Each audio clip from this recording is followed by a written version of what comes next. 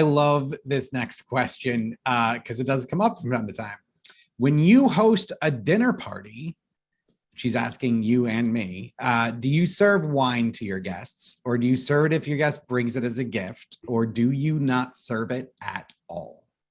Oh, this is a great question. So the first time I hosted anything social, it was one of my kids' birthdays. And of course, I'd always had alcohol at my kids' birthdays. You guys, I bought a keg for my own baby shower. I wasn't drinking it, but I wanted to make sure everybody else was having a good time. I mean, really ridiculous. Anyhow, so I'd always served alcohol. So the first one, I made alcohol sangria and non-alcoholic sangria, and I labeled them both.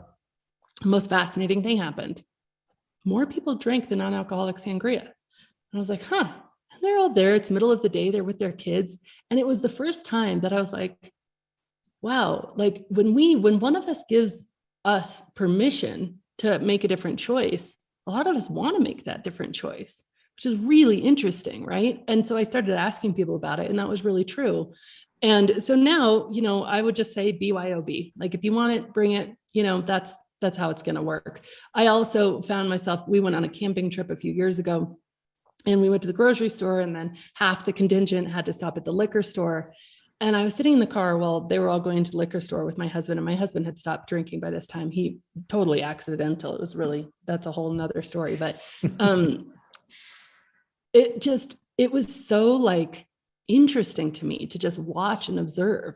And I think that's one of the things that's fascinating about not isolating ourselves and saying, okay, well, I can only exist with this lifestyle on an island.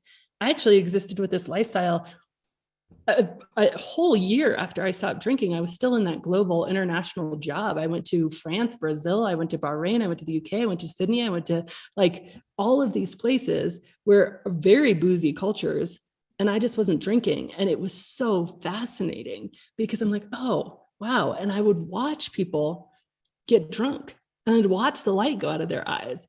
And when I was looking at it like an experiment, it was like, huh, that's so interesting. But I think one of the most important things is that we think there's so much common knowledge that we have that we just isn't correct. But we think we have to try to change the people we love or the people in our lives.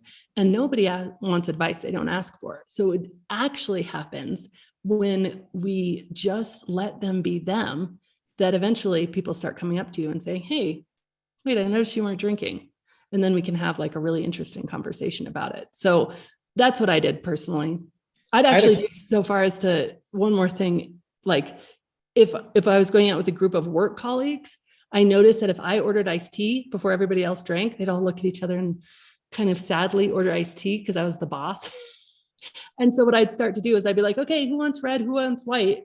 And I'd order drinks for the table.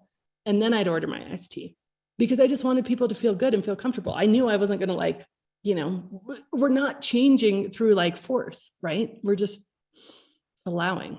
Anyway, that was a big thing for me. I used to, when people would come over to my house, especially when I first quit, there's that whole like, I don't want to drink around Scott idea.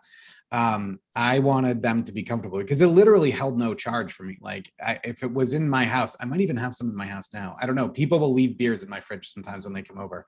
But like, it didn't matter to me.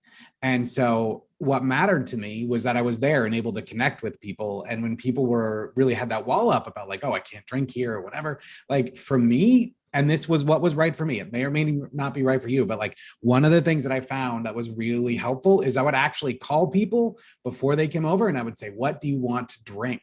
Right? I'm going to the grocery store. You can buy everything here in the grocery store. What do you want to drink?